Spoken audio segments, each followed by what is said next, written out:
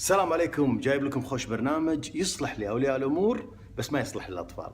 البرنامج عبارة عن شلون تتحكم بجهاز ولدك وانت بعيد عنه، سواء انت برا البيت او تتفقون بوقت معين باستخدام هذا البرنامج، وتقدر على طول تطفي كل التطبيقات بس من تضغط بلوك فتلقائيا راح يطفي عنده جميع التطبيقات. البرنامج جدا سهل وبإمكانك تسجل أكثر من 10 أجهزة. أول شيء روح صفحتي بالإنستغرام F2، بعدها تضغط على الرابط اللي بالبايو تتبطل لك صفحة، اضغط رقم الشرح 3 على طول يحولك على بستور، حمل البرنامج وحط إيميلك ورقم سري. الحين أنت سجلت، بس شلون تتحكم بجهازه؟